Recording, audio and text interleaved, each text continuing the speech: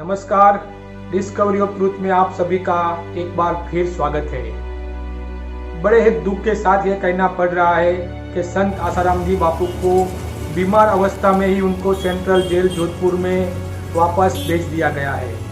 अभी अभी न्यूज़ आ रही है कि जेल में बापू की तबीयत फिर से खराब हो गई। जब संत आसाराम बापू बीमार थे तो उनको एम्स से डिस्चार्ज क्यों किया गया? हकीकत तो ये थी कि बापू को अपने इलाज के लिए पैरोल दे देनी चाहिए थी, लेकिन जोधपुर हाई कोर्ट ने उनको पैरोल ना देके एक संत के जीवन के साथ फिर से एक खिलवाड़ किया है। हालांकि गुजरात में भी उनको पैरोल मिलना बाकी है, लेकिन कोई बीच वाला ऐसा रास्ता निकल सकता था जिससे संत का जीवन बच सकता है। लेकिन हम देख रहे हैं कि संत आसाराम बापू के साथ अन्याय पे अन्याय हो रहा है।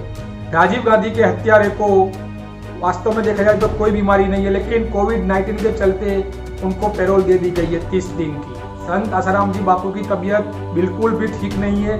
आज भी उनको इलाज की जरूरत है, वो आयुर्वेदिक हो या एलोपैथी हो, लेकिन अभी तक वो पूर्णतया ठीक नहीं हुए। अभी उनको हॉस्पिटल रहने की जरूरत है। फिर भी पता नहीं क्यों संत आसाराम बापू को जोधपुर जेल में रख दिया गया है।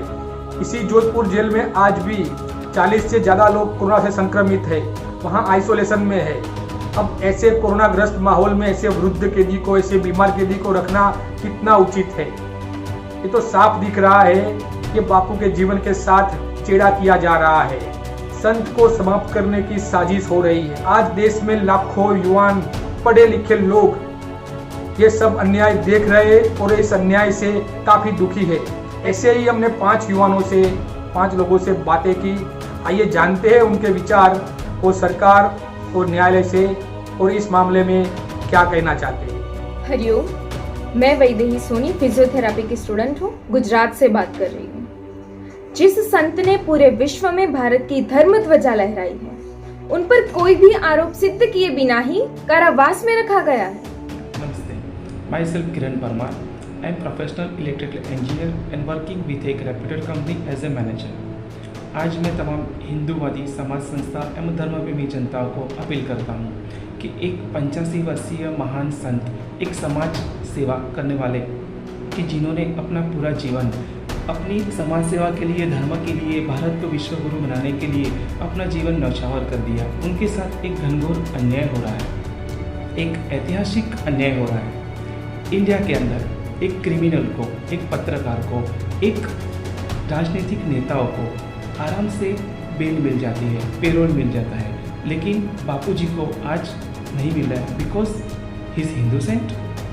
मसरम अलम भी आसानी से छूट जाता है और पाकिस्तान में जाके अपने झंडा लहराता है। लेकिन इंडिया के अंदर एक आइडोनिकल सिचुएशन चल रही है। सलमान के साथ, संजय दत्त के साथ, लालू के साथ ऐसी हो रही है। बेल मिल जाता है, पैरोल मिल जाता है, लेकिन परम पूज्य संत श्री आसाराम जी बापू के साथ एकदम अन्याय हो रहा है, एक बहुत ही बड़ा साजिश हो रहा है। मैं सर्वेश गुप्ता, अभी महसाना ज़िला में रहता हूँ और मारुति सुजुकी में जॉब कर रहा हूँ।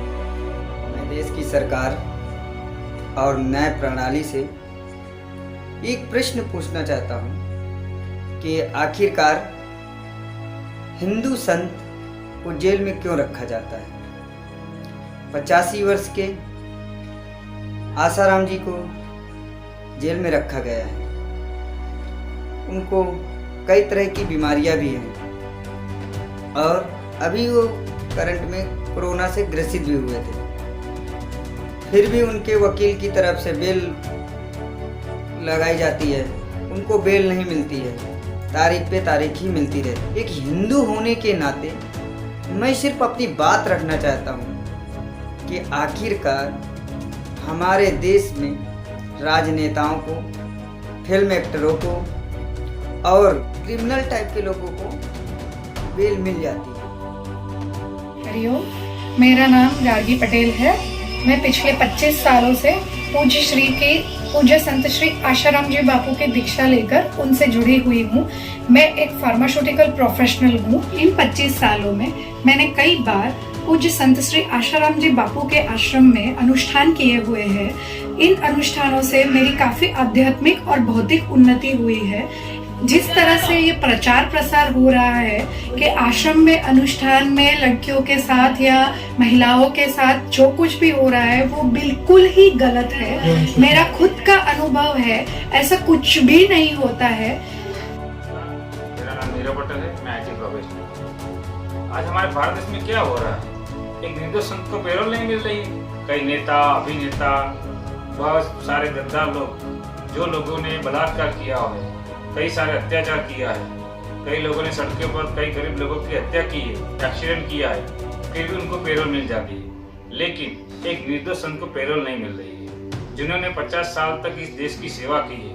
कई गरीबों की आदिवासी एरिया में जाकर उनको धर्मांतर होने से बचाया है, फिर भी आज उनके साथ ये अत्याचार हो रहा है। इस कोरोना के चलते कई बड़े बड़े गुनहगार को, वो चाहे राजनेता हो, एक्टर हो या फिर मौलवी हो, सभी को बेल मिल जाती है लीगल प्रोसेस के बिना ही। तो फिर बापूजी के केस में क्यों नहीं? संत श्री आसाराम जी बापू के केस में क्यों नहीं? क्योंकि उन्होंने कई सारे कत्ल खानों को बंद करवाया है, क्योंकि उन्होंने धर्मांतर पर रोक लगाई है, क्योंकि वो एक हिंदू संत है, इसलिए क्या? जिस लड़की ने बापू पर आरोप लगाया था उसकी मेडिकल रिपोर्ट भी नॉर्मल है, कोई भी आरोप सिद्ध नहीं हुए हैं। बापूजी के केस के अंदर देखने जाएं तो it's a 110% bogus case and I can prove that. Okay, and we have some evidence.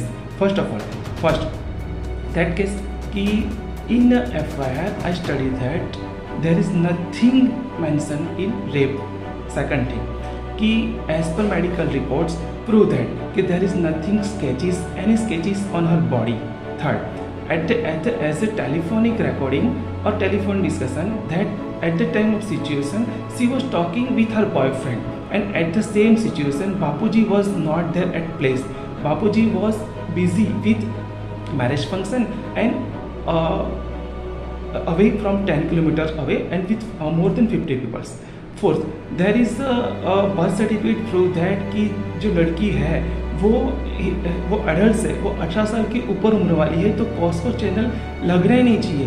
तो ये सब देखने चाहते हैं और पता चलता है हमको कि it's a pre planning conspiracy with Bapuji के साथ एक सुनियोजित षड्यंत्र किया जा रहा है। आज मैं कानपुर का रहने वाला हूँ और अभी मैं प्रेजेंट में महसाना जिला गुजरात में हूँ। मारुति सुजुकी में जॉब कर रहा हूँ, वहाँ पे असिस्टेंट मैनेजर पे। मैं भी पढ़ा लिखा हूँ, मुझे भी ज्ञान है कि क्या गलत है क्या सही है। मेरे जैसे लाखों लाखों करोड़ों लोग होंगे, पर ऐसा नहीं है। जो दिखाया मीडिया ने वही आपने सच मान लिया। बापू पर अभी मनगढ़ंत आरोप षड्यंत्र के तहत लगाए गए हैं, ऐसा कोई भी कुछ भी देखा नहीं है आश्रम में। मैं पूनम व्रतधारी हूँ। हर पूनम को बापू का सत्संग जहाँ भी होता था मैं मेरे परिवार के साथ वहाँ जाती थी। गुजरात, अहमदाबाद, गुजरात और भारत के कई शहरों में मैं गई हूँ, बापू के शिविर अटेंड किए हुए हैं। कहीं पर भी मैंने ऐसा कुछ भी नहीं देखा। जो आरोप अभी लगाए गए हैं वो बिल्कुल झूठे हैं। उन्होंने क्या नहीं किया इस समाज के लिए। बहुत सारे धर्मांतर जैसे काम रुकवाए, व्यसन मुक्ति अभियान किए हैं, गुरुकुल स्टार्ट किए हैं, समाज में बहुत सारे ऐसे काम किए हैं। जब भी कोई आपत्ति आती है तो उनका उनकी तरफ से, उनके आश्रम की तरफ से पहले सेवा जाती है। ऐसे समाज सेवक को अत्याचार किया जा रहा है, निर्दोष है फिर भी उनको सताया जा रहा है। उनकी उम्र का तो लिहाज करो। 85 साल की उम्र में जब किसी को एक सेवा मिलनी चाहिए, उनको जो भी आयुर्वेदिक उपचार मिलना चाहिए, उसकी जगह पर उनको सताया जा रहा है। उनकी सेवा भी नहीं हो रही, उनको पैरोल भी नहीं मिल रही। सिर्फ और सिर्फ फेक स्टेटमेंट के बेसिस पर ही बापू को जेल भेजा है। ये टोटली बकवास और बोगस केस है। वी वांट जस्टिस फॉर बापूजी। आजकल सरकार के साथ सरकार ने ये भी बोल दिया है कि ये at the time of situation corona जो भी जेल के अंदर कैदी है उनको रिहा करना चाहिए, बेल दे देना चाहिए। और बापूजी भी इनमें से 85 वर्षीय, उनको बहुत गंभीर बीमारी से पीड़ित भी है, लेकिन फिर भी बापूजी को बेल नहीं मिली। वाई? बिकॉज बापूजी थे हिंदू सेंट। सरकार रूल्स खुद ही बनाते और खुद ही रोक देते। यहाँ पे तो क्या होता है, क्लाइंट चेंज तो रूल चेंज। आज भी बापूजी के साथ जो बेल दी गई थी वो खारिज कर दी है। आज अगेन आई एम रिक्वेस्टिंग सरकार दैट गवर्नमेंट कि बापूजी के केस के अंदर आप देखिए एक बार और फिर से फोकसिंग करिए और बापूजी को एज अली बापूजी को रिलीज कीजिए। नमस्ते, धन्यवाद। संत आसाराम जी का सत्संग कानपुर में हुआ, मेरे महानगर में। वहाँ पे मैं कभी संतों को मानता नहीं था, कभी भी नहीं मानता था। मैं उनके सत्संग में गया, सुना, वो जो देखा, वो जो सुना, वो सच्चाई ही कुछ अलग है। और जो आज ये मीडिया कह रही है वो सच्चाई कुछ अलग है। अभी मैं जब महसाना में आया तो महसाना में भी उनके आश्रम में गया, क्योंकि मैं सत्साहित्य पढ़ता रहता हूँ। वहाँ भी देखा कि जो उनके सेवाकार हैं वो बराबर चल रहे हैं। वहाँ पे ध्यान भजन और गरीबों को अनाज वितरण, ऋषि प्रसाद की सेवा, तरह तरह की वहाँ पे सेवाएं चल रही हैं। लोग झूठी अफवाह केवल फैलाया जा रही है, मीडिया केवल झूठी अफवाह फैला रही है। सच को जानिए और सच का साथ दीजिए।